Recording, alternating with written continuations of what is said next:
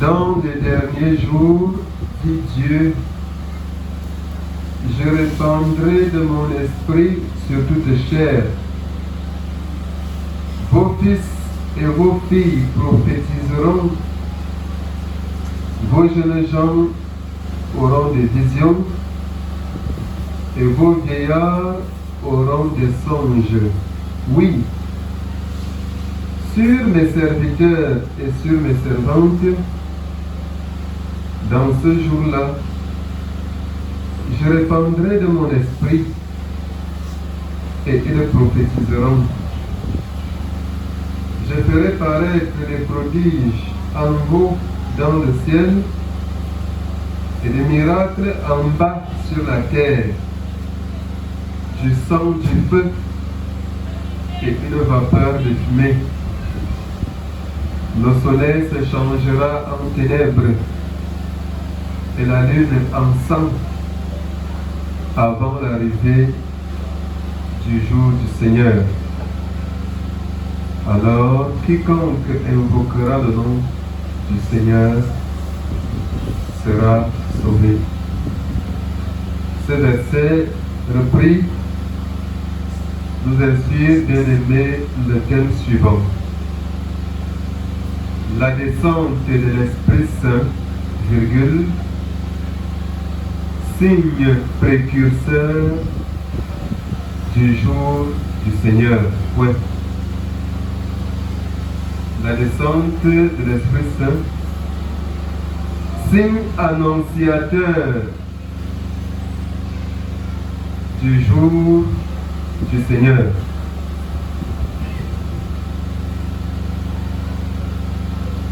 Nous vivons aujourd'hui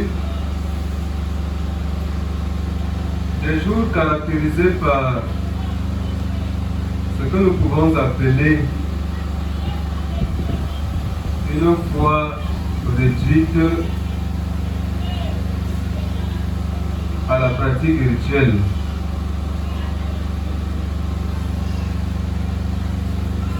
Il se passe comme si le peuple de Dieu aujourd'hui est de plus en plus comparable à ce figuier stérile qui a attiré Jésus par ses feuilles, signalant une certaine verdoyance, une certaine luxuriance, mais qui n'avait en lui-même aucun fruit. En clair, il est possible que l'on se questionne aujourd'hui sur la nature et sur l'essence même de l'Église. Comme s'il fallait qu'une redéfinition de l'Église précédât tout discours sur l'Église. Qu'est-ce que l'Église? Qui en fait même partie? Qu'est-ce que la foi chrétienne? Qui est même chrétien? Ces questions bien abordées nous donnent de comprendre que le double jeu, le double statut, la double posture, ces éléments font rage aujourd'hui dans l'Église. On peut retrouver au sein de l'Église beaucoup de personnes qui n'ont en réalité rien à voir avec Jésus. Au cours d'une discussion avec des amis, il y avait un qui défendait âprement la foi africaine et qui disait n'avoir rien à faire avec Jésus.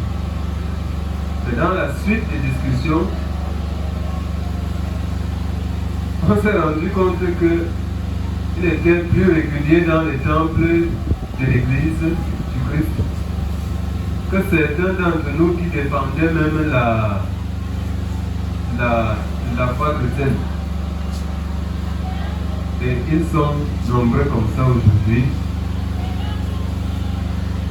revêtus de la robe chrétienne, mais au fond, n'étant pas chrétiens.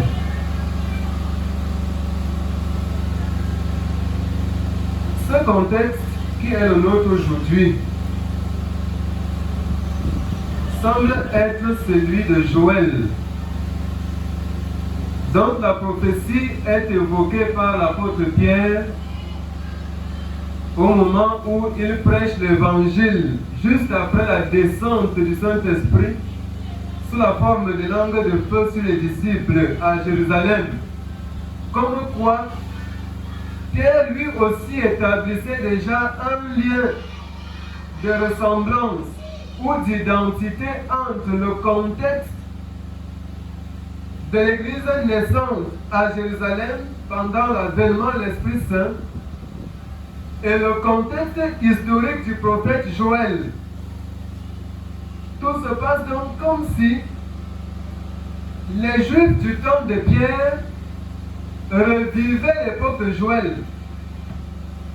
Et pour nous aujourd'hui, tout se passe comme si nous aussi nous revivions non seulement l'église, le temps de l'église, pendant les apôtres, ou alors le temps apostolique avec notamment cette prédication de Pierre, mais aussi comme si nous revivions en même temps cette époque de Joël. L'époque de Joël était caractérisée par un ensemble de fléaux redoutables, des invasions de sauterelles et de criquets qui ravageaient les cultures, des cataclysmes naturels, toutes sortes d'événements qui étaient de nature à susciter en le peuple de son époque ou de son temps une véritable repentance, un véritable souci, une véritable et profonde envie de se réconcilier avec Dieu, afin non seulement d'échapper au châtiment qui était très imminent, mais aussi de se réformer, de se restaurer, de se laisser régénérer par l'Esprit de Dieu. Tout comme Pierre, Joël est la figure d'un prédicateur, défenseur et prônant la repentance du peuple, bénéficiait de sa prédication en vue de sa restauration, en vue de son rétablissement, de sa guérison. Et vous comprenez pourquoi Pierre peut évoquer cette prédication puissante du prophète Joël, qui non seulement annonçait bien évidemment la descente de l'Esprit Saint, mais aussi dans son contenu interpellait le peuple quant à ses inconduites et surtout l'orienter vers la repentance, présentée comme la seule et l'unique solution donnée à ce peuple pour échapper au châtiment. Il y a à considérer dans cette prédication de Joël reprise par l'apôtre Pierre le jour de la Pentecôte un ensemble de facteurs, notamment la descente de l'Esprit Saint en amont, qui est présenté comme étant un élément préalable, un signe annonciateur, un élément précurseur d'une série d'événements. Deuxièmement, il y a la prédication des apôtres qui apparaît comme étant un élément capital de la pédagogie de Dieu qui utilise sa parole pour toucher les cœurs et pour les conduire à la repentance. Et troisièmement, le troisième élément, c'est justement ce jour du Seigneur qui est annoncé, ou alors dont la venue est tout simplement rappelée et confirmée. Et le quatrième élément, qui est conséquent au troisième, c'est la solution qui est offerte à ceux qui écoutent la prédication des apôtres pour être du côté des sauvés dans ce jour-là, dans ce jour du Seigneur qui est annoncé et dont la venue se fait certaine et imminente. Alors, quiconque invoquera le nom du Seigneur sera sauvé. La descente du Saint-Esprit est donc l'élément annonciateur du jour du Seigneur. Le Saint-Esprit descend sur les apôtres le jour de la Pentecôte à Jérusalem. Nous avons commencé la lecture avec la prise de parole de Pierre. Un élément nous intéresse à l'entente de ce propos. Les hommes qui avaient vu les disciples réagissant ou alors agissant après réception du Saint-Esprit avaient pensé que ceux-ci étaient ivres, qu'ils étaient sourds. Pierre dit que non. Ces gens ne sont pas sourds comme vous le supposez. Et l'élément justif, c'est l'heure. En effet, ce n'est que la 3e heure du jour. Ce qui correspond un peu à 9 heures aujourd'hui. Tu fais quoi dans le bar à 9 heures?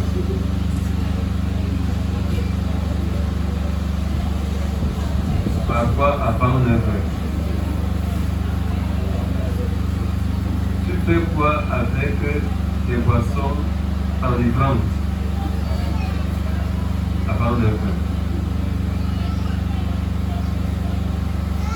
Hein? Je ne veux pas insister dessus parce que je ne veux pas me faire des ennemis aujourd'hui. Mais on se comprend, n'est-ce pas? Hein? On se comprend. Chaque chose a donc un temps. Les disciples vivent dans l'attente de la descente de l'Esprit Saint selon la promesse qui leur a été faite par Jésus. Et ils se tiennent dans des conditions requises pour que cet Esprit Saint trouve en eux un terrain fertile et favorable. Nous devons, si nous voulons recevoir cet Esprit Saint que Dieu nous donne, nous tenir dans la sanctification. Nous tenir éloignés du monde et de ses attraits. Nous tenir éloignés de tout ce qui peut souiller l'homme, de tout ce qui peut nous détruire. Retenons en fait une fois encore que notre corps n'est pas le nôtre. C'est Dieu qui nous l'a donné. C'est Dieu qui nous l'a prêté. Et ce corps est appelé à être pour le temple de l'Esprit Saint. Nous devons en faire usage en suivant le mode d'emploi que Dieu lui-même nous donne. Ce que tu fais avec ton corps là, et tu te réclames libre de faire de ton corps ce que tu veux. Est-ce ton corps? Est-ce toi qui en es le créateur? Non. Tu n'en es qu'un intendant. Et le jour où celui qui te l'a prêté va dire stop, ce sera un amas de semences. Rien d'autre. Rien de plus.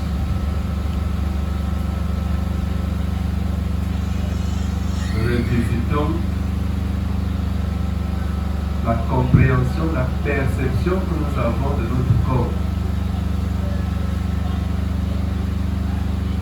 Laissez-moi voir, laissez-moi manger, c'est mon ventre. Mon ventre. Laissez ma vie, ne me jugez pas. Dieu lui-même sait. Hein? Dieu lui-même sait que quoi? Qui t'a donné le corps là pour faire de ça ce que tu fais là?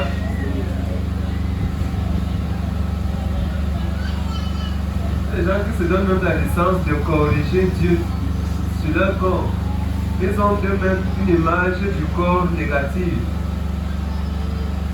Ouais, Seigneur, pourquoi tu m'as fait des sourcils là, courts comme ça là? Moi, je rase et je trace ma part.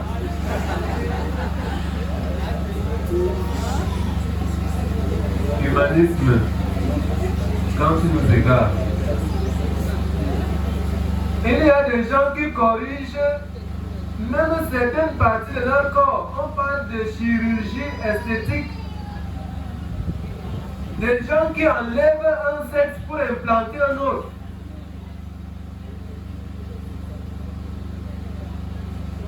Ou alors, des gens qui sont passés par cette chirurgie adoptent des attitudes contraires au corps qu'ils ont. Tu es une femme, tu es une femme comment? Tu es un homme, tu es une femme par quel miracle? Notre corps est le temple de l'Esprit Saint et nous devons en faire un usage conforme à la volonté de Dieu. L'humanisme dit que c'est l'homme qui est au centre de la vie. Il est libre de décider de l'orientation à donner à sa vie. Il est libre de faire l'usage de son corps comme il le veut. Il est libre de monter ou de descendre, de se coucher ou de se lever, d'atterrir par la tête, les pieds en l'air, ou par les pieds, la tête en haut. Ça, c'est l'humanisme. Et c'est un égarement prôné par l'Occident. Nous ne devons pas tomber dans ce piège. Notre corps est sacré. Il est le temple du Saint-Esprit. Et nous devons l'utiliser comme Dieu lui-même le veut et le prescrit par sa parole. Ne pas faire ce qui est contre nature. Contre nature. Ce n'est pas ton corps. Tu en es un intendant, point final. Alors, ce qu'il faut comprendre dans la prédication de Pierre, c'est que cet Esprit Saint qui descend, il descend sous la forme des langues de feu. Et dans la prédication de Joël, reprise par Pierre, il y a des signes que Dieu lui-même donne. Des signes qui annoncent le jour du Seigneur, tant attendu par les Jérusalémites de son temps. Parmi ces signes, il y a du sang. Il y a le feu. Il y a une vapeur de fumée. Ces éléments sont de nature à inspirer une compréhension ambivalente. Quand on parle du sang, on peut penser à une extermination d'un groupe humain ou de tout un peuple. Et il est possible effectivement que le jour du Seigneur soit, comme l'a dit un artiste gospel bien connu, Ronge, le jour où il n'y aura plus de miséricorde. Amour, famille, Maria, comme étant le jour où Dieu va exterminer pour l'enfer éternel tous ceux qui n'auront pas fait attention à ses prescriptions. Et cette idée concorde avec le deuxième élément, le feu. Le feu nous rappelle ici, par exemple, la destruction de Sodome et Gomorrhe. Ville cruelle, ville infâme, ville abominable, que Dieu a détruite par le feu. Et encore, la fumée est le signe de ce que tout a déjà été dévasté par le feu. Et donc, il n'y a qu'une colonne, d'une vapeur de fumée qui s'échappe des ruines. On peut donc comprendre que le jour du Seigneur est un jour de ruine, un jour de désastre, de destruction. Et cela se confirme par la transformation du soleil qui devient ténèbres et de la lune qui devient du sang. Cependant, une autre compréhension de ces éléments peut nous permettre de voir en leçon l'élément du sacrifice, comme pour dire que Dieu a sacrifié son Fils et son sang a coulé pour la rémission des péchés, pour la rédemption de l'humanité. Le feu a cette double nature et cette double valeur d'être non seulement un élément qui éprouve, par exemple, l'or, c'est-à-dire qui brûle, qui embrase pour enlever ce qui n'est pas authentique, ce qui n'est pas pur, et pour rétablir la pureté d'un corps. C'est ça l'élément premier du feu. Quand il passe, il enlève ce qui n'est pas authentiquement, ce qui ne relève pas de l'essence d'un corps. C'est pour ça qu'on éprouve l'or par le feu, pour brûler la fausse partie or là et rester avec de l'or pur. Mais le feu est aussi un élément de lumière, et donc le principe de la révélation. Ce principe de la révélation transparaît dans le récit du buisson ardent que voit Moïse et qui lui signale la présence de Dieu. La lumière éclaire toute conscience et nous donne la pleine conscience de la réalité de Dieu et nous donne la pleine connaissance de Dieu, de ce qu'il est et de ce qu'il nous commande, ce qu'est sa volonté. La fumée peut traduire le sacrifice brûlé et cette fumée qui monte, ou alors de l'encens brûlé et qui laisse échapper une fumée armée d'une odeur suave, agréable à Dieu. La fumée a souvent symbolisé la montée vers Dieu des prières qui lui sont adressées par son peuple. Que comprendre de ces éléments? Tout simplement que le jour du Seigneur sera un jour redoutable pour les uns. Ceux qui ne se seront pas bien servis de leur corps, conformément aux prescriptions divines. Ceux qui se seront écartés de la volonté de Dieu et qui, bien qu'arborant la robe de l'Évangile, ne se seront pas laissés transformer, pénétrer par cet Évangile, de manière à ce que leur cœur appartienne effectivement à Dieu. Le jour du Seigneur sera donc un jour terrible pour cela. Ce sera la destruction. Mais le jour du Seigneur sera pour ceux qui croient en lui, pour ceux qui se confient en lui, pour ceux qui se laissent émonder par sa parole, pour ceux qui se laissent éprouver par son Esprit Saint, un jour de glorification, un jour de rétablissement, un jour de régénération. Ils pourront cela recouvrer leur essence réelle, retrouver leur première nature, parfaite et agréable à Dieu. Le Saint-Esprit qui descend aujourd'hui sur nous, nous prépare à ce jour du Seigneur. Il est donc pour nous une occasion qui nous est offerte. Et c'est pour cela que sa descente est accompagnée de cette prédication des apôtres qui est résumée parfaitement par Pierre dans la suite de son message où il dit: sauvez-vous de cette génération perverse. Car la promesse est pour nous, pour nos enfants et pour tous ceux que le Seigneur appellera en aussi grand nombre. Croyez en Jésus-Christ. Repentez-vous. Renoncez à vos péchés. Renoncez à votre double nature. Attachez-vous fermement à la lumière de la révélation de Dieu par son Esprit Saint. Faites-vous baptiser l'Esprit Saint et de feu. Et alors, vous recevrez le salut de Dieu.